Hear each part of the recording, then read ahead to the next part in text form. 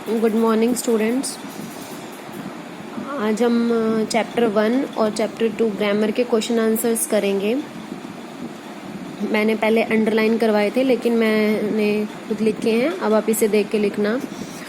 तो हमारा first question है।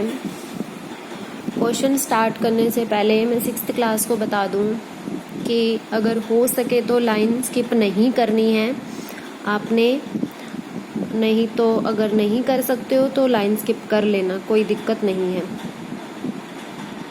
ठीक है। लेकिन कोशिश करना कि बिना लाइन छोड़े आप लिखना स्टार्ट करें, आदत डालनी स्टार्ट करें बिना छोड़े, क्योंकि अब सिलेबस आपका बढ़ गया है तो बार बार नोटबुक्स बनानी पड़ेंगी नहीं तो हम पहला क्वेश्चन अपना पढ़ते हैं। भाषा किसे कहते हैं?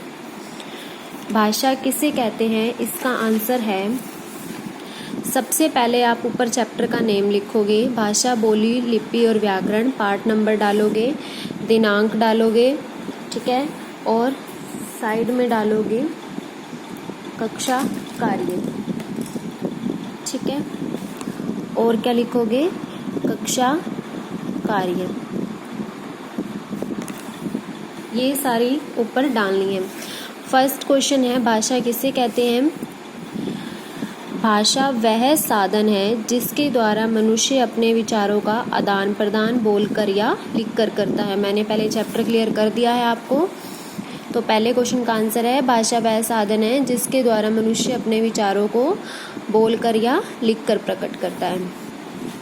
सेकंड क्वेश्चन है, मौखिक भाषा एवं लिखित भाषा में क्या अंतर है? अब डिफरेंस आपने कैसे करने हैं, मिडल में लाइन लगानी है, एक साइड पे मौखिक भाषा, एक साइड पे लिखित भाषा, ठीक है। पहला पॉइंट, जब मनुष्य बोलकर अपने विचार तथा भाव प्रकट करता है तथा सुनकर भावों को समझता है, उसे मौखिक भाषा कहते हैं। लिखित भाषा, जब मनुष्य लिखकर अपने विचार प्रकट करता है तो उसे लिखित भाषा कहते हैं। एग्जाम्पल देखो, जैसे नेताजी भाषण दे रही हैं, बोल रहे हैं, वो बोलकर अपनी बात समझा रहे हैं, और वह पत्र लिख रही है, मीन्स लिखित भाषा है, ठीक है। हर क्वेश्चन के बाद आपने लाइन लगानी है, ठीक है। इस तरह से आपने करने हैं जैसे मैंने बिना लाइन छोड़े करे हैं।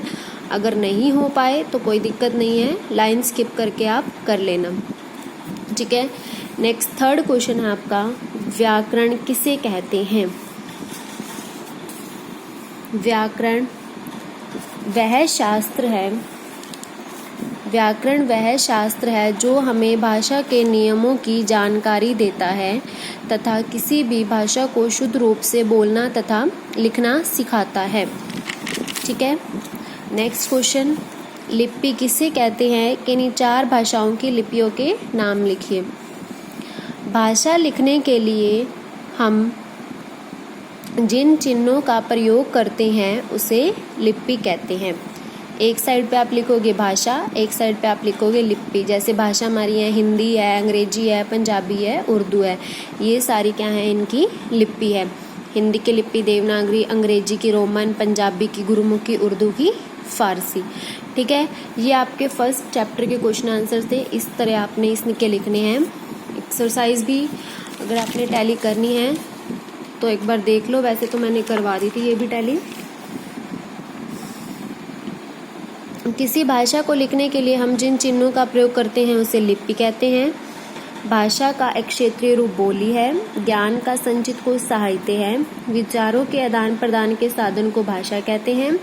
व्याकरण द्वारा हम भाषा को शुद्ध रूप से बोलकर तथा लिखना सिखाते हैं। लिखित भाषा में ध्वनियों का प्रयोग होता है? नो।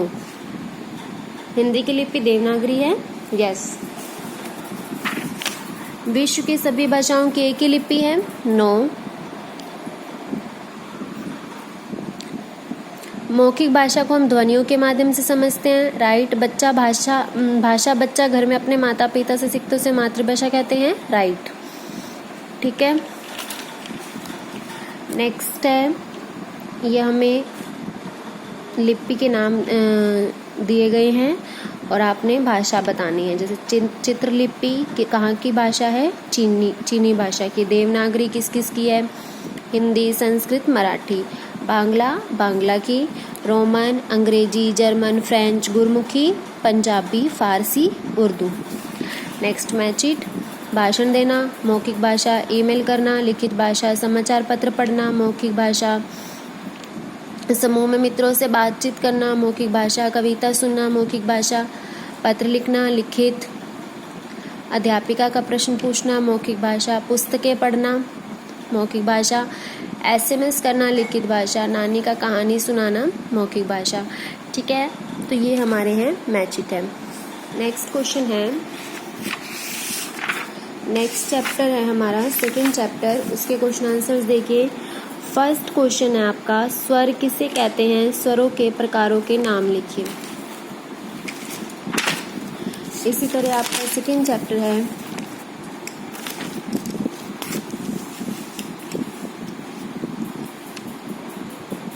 देखिए स्वर किसे कहते हैं? स्वरों के प्रकारों के नाम लिखिए। स्वर वे वर्ण हैं जो बिना किसी अन्य ध्वनि की सहायता से बोले जाते हैं, मतलब जिनका उच्चारण करने में हमें किसी अन्य स्वर या व्यंजन की सहायता नहीं होती है।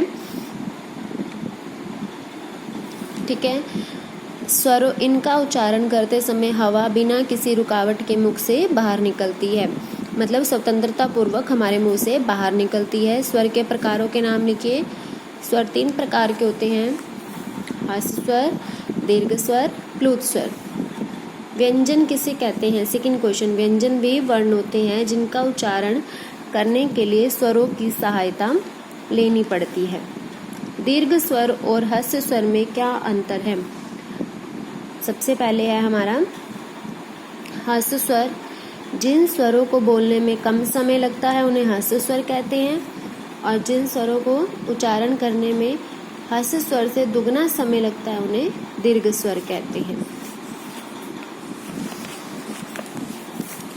फोर्थ क्वेश्चन है हमारा, अनुस्वार और अनुनासिक में क्या अंतर है? अनुस्वार और अनुनासिक में अंतर बताइए। अनुस्वार, जिन स्वरों को बोलते समय हवा केवल नाक से निकलती है वे अनुस्वार कहलाते हैं, जैसे गंगा, बंधन आदि। जिन स्वरों का उच्चारण करते समय हवा मुख और नाक से निकलती है उन्हें अनुनासिक स्वर कहते हैं, जैसे गांव, पाँच आदि। एक्सरसाइज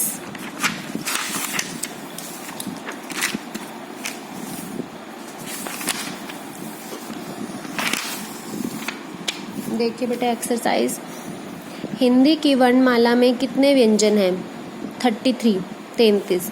स्वर को बोलने में किसकी सहायता लेनी पड़ती है? किसी की भी नहीं, व्यंजनों में लेनी होती है ना। दीर्घ स्वर कितने हैं? 7। ये क्या बना हुआ है? वर्ण विच्छेद कर रखे हमने, वर्ण बनाना है। मोर, पूजा, अतिथि, पत्ता, कर्म। ठीक है, अब हमने वर्ण विच्छेद करना है। आ प्लस न प्लस अ प्लस ड plus the plus a, the plus A plus न प्लस ए प्लस क प्लस अ, झ प्लस अ प्लस, झ के नीचे हलंत मीन्स हाफ है। झ प्लस अ मिलके पहले झ बना, फिर अंक की बिंदी, फिर ड, फिर आ। भारत, भ प्लस आ प्लस र प्लस अ प्लस त प्लस अ, क प्लस आ प्लस य प्लस आ प्लस र प्लस ल प्लस अ प्लस य प्लस अ। ये तो सबको आते ही होंगे, आपने पहले बहुत बार करे हैं। आगे है, ये हमें अक्षर दे रखे हैं कि हमें ऐसे शब्द बनाने जिनमें इनका प्रयोग हो। अक्षर ऐसे बनाने, कक्षा, परीक्षा। अगर आपने अपने अलग से बना रखे तो कोई दिक्कत नहीं है, बस ठीक होने चाहिए।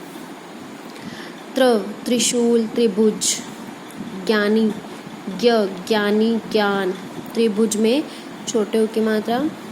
श्रमिक, श्रमिक, अश्रु, आधा ब और पूरा ब, डिब्बा, खब्बा, आधा च और पूरा च, कच्चा, बच्चा, आधा त और य, कृत्य, कृत्य, नृत्य, जन्म, जन्मदिन, अमा, शम्मा, स्मस्त और अस्त। ठीक है, नेक्स्ट है, नीचे दिए गए शब्दों में संयुक्त व्यंजन पर गोला लगाइए। ये जो दिख रहा है सुस्त, व्यक्ति, बस्ती, स्वागत, कष्ट, अभ्यास, महात्मा, ये हमारे सारे क्या हैं? संयुक्त व्यंजन। और जो ये बच गए हैं ये हमारे सारे क्या हैं? द्वित्व व्यंजन, जिसमें एक आधा वर्ड है और एक पूरा है। ठीक है,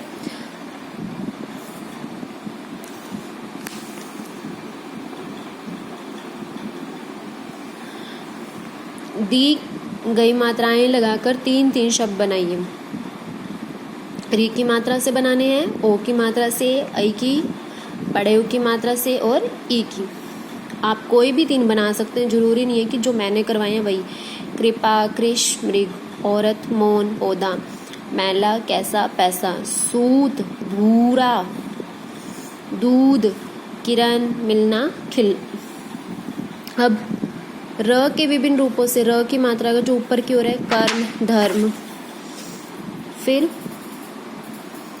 र की नीचे की ओर ट्रक, ड्रम, प्रश्न, प्रथम।